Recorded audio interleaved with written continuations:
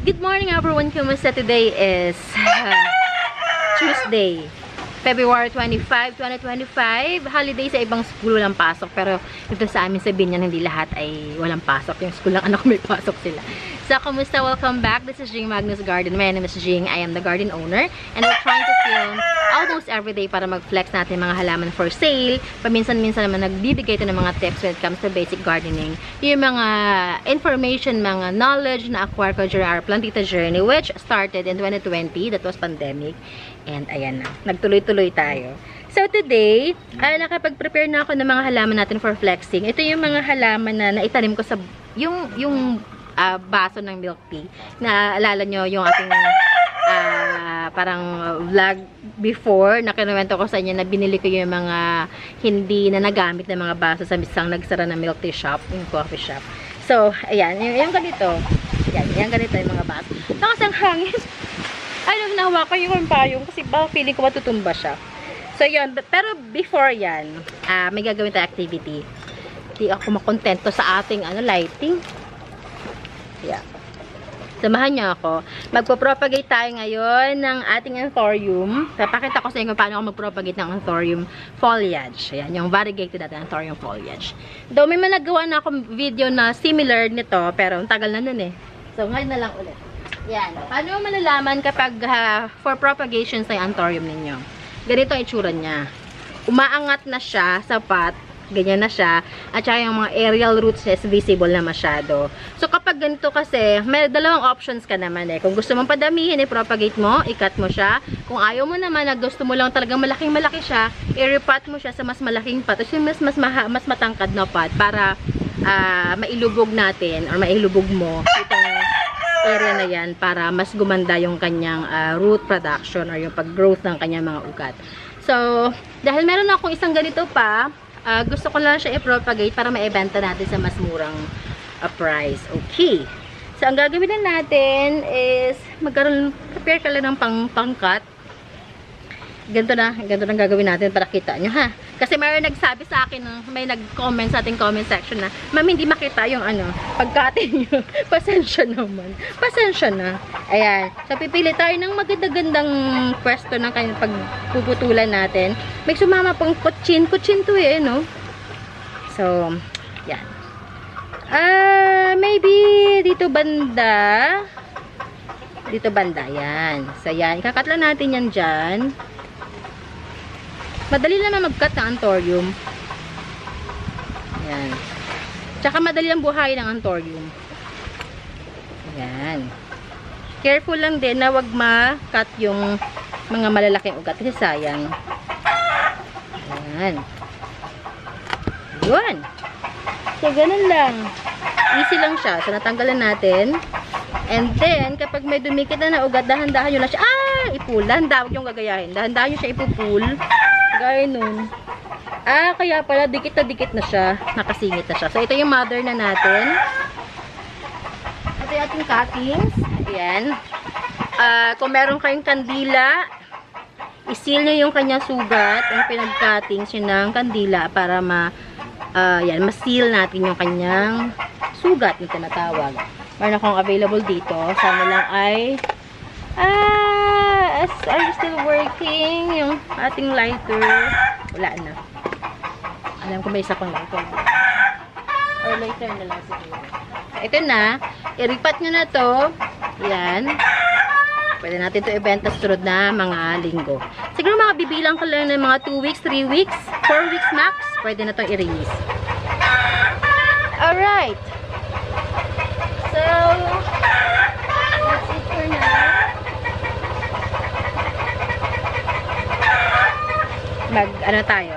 Mag-flex natin yung mga halaman for sale natin.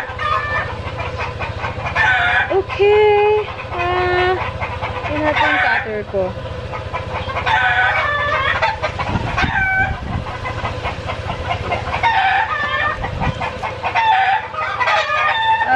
Okay. Iniisip ko kano yung first plant natin. Hindi ako nakapag-thumbnail. Para mag-thumbnail naman. Higay ng paligid natin. Pasensya na. Ayan, ang ating sa thumbnail. Thumbnail natin ito.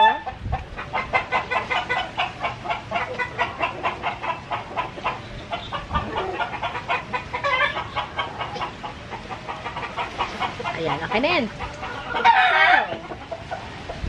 Anong first plant natin? Isip ko yung first plant. Okay, ito na lang. First plant natin, ito ay ating this is Epi Marble. Ayan, Epi Marble natin. Ayan. Oh, hindi ako nakapag-prepare ng ating. Teka lang, wait lang.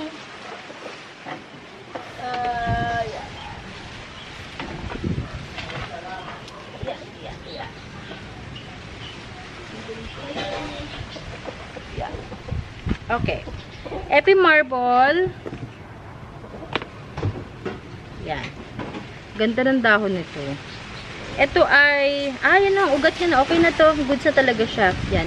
This one I'm selling for only 220. Epi Marble, 220. And shout out kay Madam.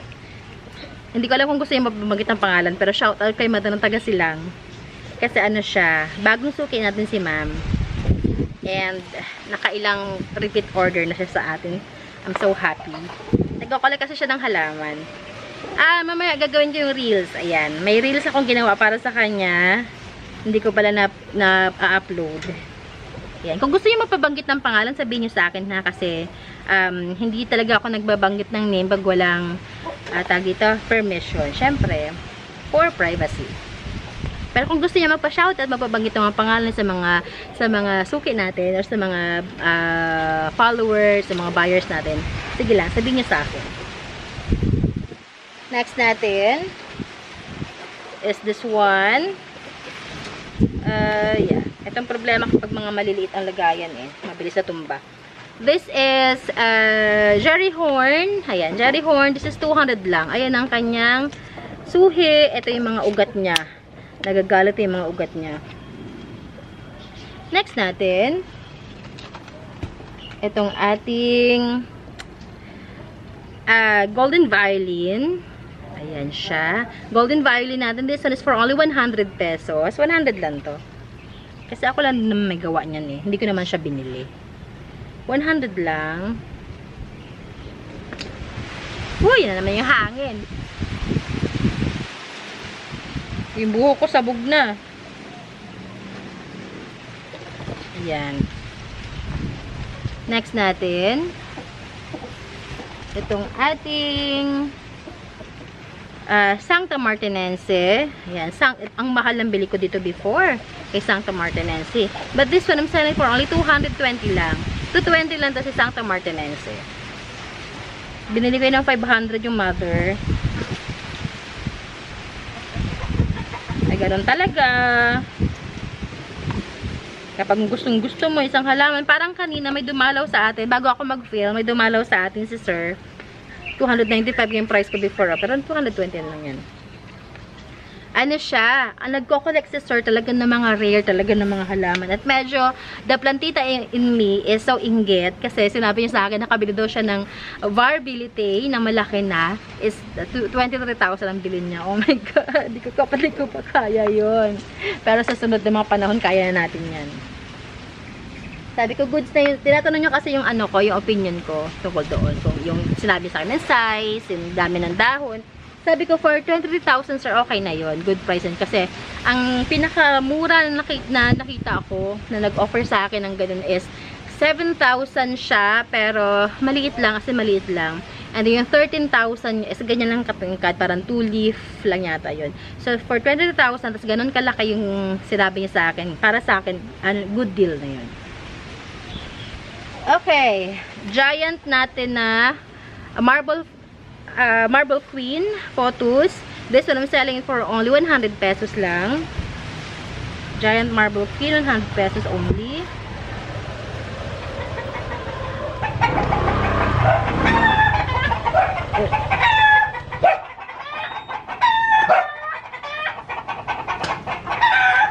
Next natin ay ito. Meron akong dalawang pots ng Melanochrysum.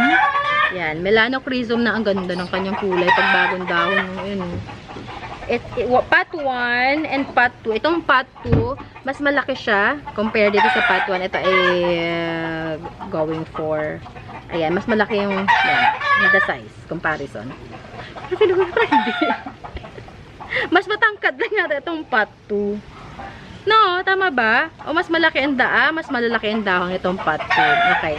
Part 1. This one, I'm selling it for only 330 pesos. 330. Part 1. O, tingnan nyo ulit. Ayan, ang kanyang details. Tatlong dahon na maganda ang kulay. 330. Melano Cristo. May nakita pa akong ang yung mother ito, ang ganda-ganda. Pero ang ganda-ganda din ang price. Hindi ko pa kaya. 330. Si part 2 naman natin.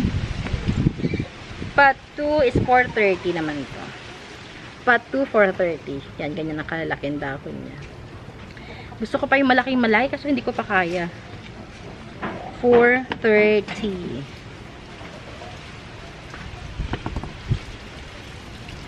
Yan. Hindi ko pala na-offer kay ma'am to kasi gusto niya yung mga ganito. Tanggalin natin yung price. Ito mga recycled pot ko kasi na to. Yan mo na nga lang. Diyan nga muna yan. And, meron ako isa pa dito na bongga. Baka gusto nyo lang. Nag-iisa pa lang to ngayon. Kasi, sinusubukan ko pa lang. Kasi hindi kami bati nito eh. Itong halaman na to. This is alocasia. Alocasia na silver scale. Dragon scale na silver. Ayan. This one I'm selling for 350. 350 yan. Hindi pa kami bati nito eh. Kaya, try muna tayo isang piraso. 350. Next natin. Madami-dami na pala ako na-prepare today in fairness. Meron na ako i-flex ng mga Sansevieria later. Okay, this one. Baka gusto nyo. Albo. Syngonium albo na cute ang kanyang variegations. This one is for only 120 lang. Cute variegations, so 120. Ganda ng var, oh. Kaso lang pag ganito, kapag yung full moon siya, medyo may takot ako kasi nga mabilis matunaw yan. Pero tingnan natin, medyo makapal naman yung dahon niya. Sana huwag siya matunaw kasi ang ganda tingnan eh. Kaya minsan, ang gusto ko mga var, mga ganito lang, yung ganyan lang, ganyan. Pero pag nag full moon na siya, medyo alanganin na ako ng konti.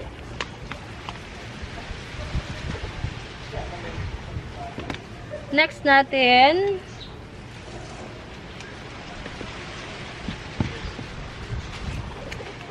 ito pala nakalimutan kong i-flex kanina. This is white. Alam nyo ba, nalilito akong white princess siya o white wizard. Parang ayaw ko tuloy siya i-flex. Hindi ko pa sa alam eh. Ano sa white wizard ba? White wizard or white knight? Anong difference nila? Sino yung mga expert dyan? Ano to? White wizard, white knight, or white princess? This one I'm selling for only 280 lang. 280 lang to.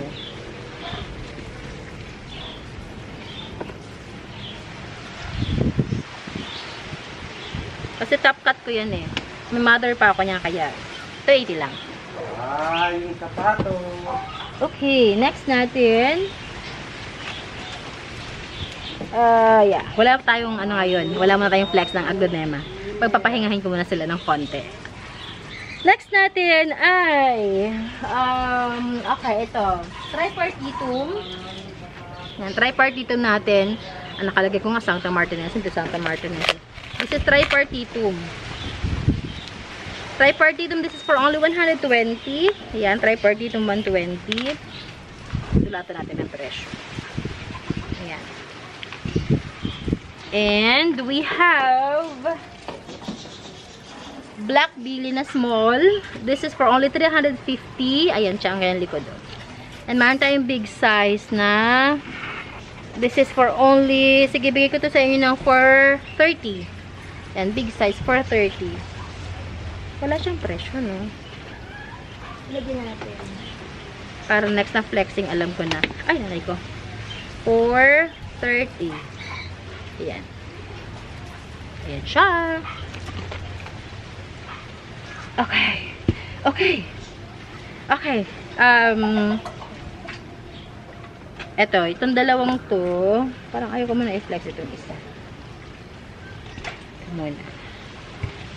Ito, baka may naghahanap sa inyo. A variegated na Peru, 250. Meron na siyang udlot. Tawag doon. Meron na siyang may by term sila eh. May ibang term sa suhi pa eh. Basta, yan. 250 yan. Dito ka muna. And ito, this is Christmas Syngonium. Yan. Christmas Syngonium, this is for only 80 pesos. Meron tayong malagong-malago nito. Ipapakita ko sa yung reference. Pero kung gusto nyo kunin, sige go. Ay. 80 lang yun. And we have the mother Christmas Syngonium. Ang ganda niya kapag ganito. Ay! Yan, ganyan siya. Ano. This one, I'm selling for only 285 pesos lang. 285 lang to. Ganito kalash. Okay. 285.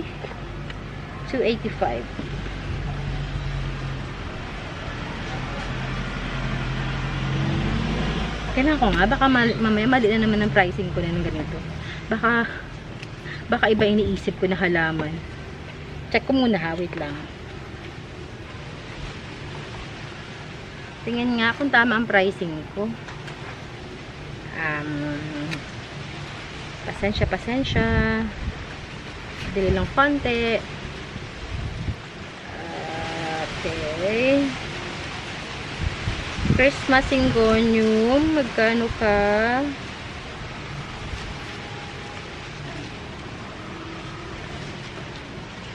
Okay lang pala. May tag dito.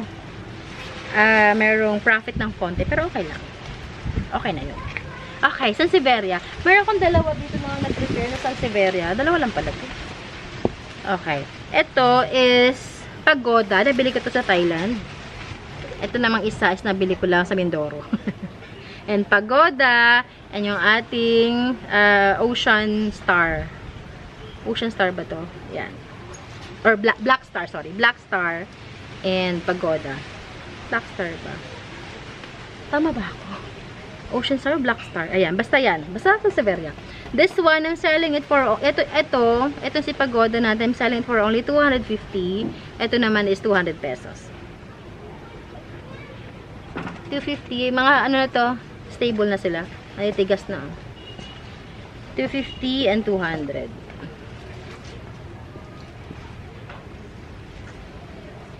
Okay. 200. Nakailang minutes na tayo? Oh, 18 minutes din.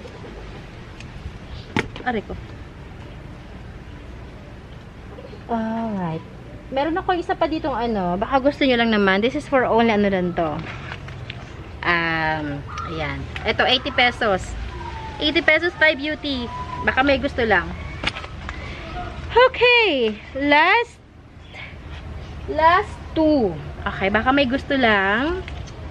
Flexing my Burl Marks Flame. Burl Marks Flame, yan ang ugat, oh, yung mga ugat. Ita-transfer ko na nga to, no? Ugat na, sa ilalim na. Ito, I'm selling this one for only 1.5. 1.5 lang to.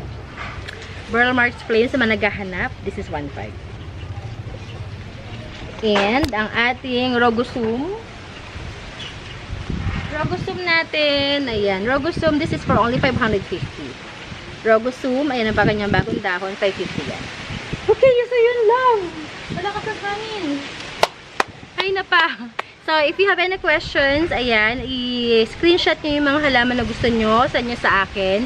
Nasa description box naman natin Facebook page. Na link, i-click nyo lang yan and go to your messenger. If you don't have any social media accounts like Messenger, TikTok, ano pa ba? Instagram, i-call or text nyo ako.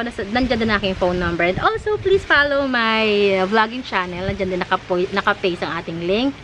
And yan, allocation natin San Francisco, Binyan, Laguna. We deliver via Lala Move. We can deliver sa mga nearby provinces like Batangas, Rizal, Cavite, Metro Manila, or Bulacan, and minsan Pampanga. Yeah. Kahapon, San Mateo Rizal ang deliver natin. Kanina ay dito lang sa may Cavite lang. Okay, yun lamang. Maraming salamat. I will see you guys tomorrow. I'm hoping you're having a good day today. And if you have any questions, just PM me. Bye everyone. God bless you all.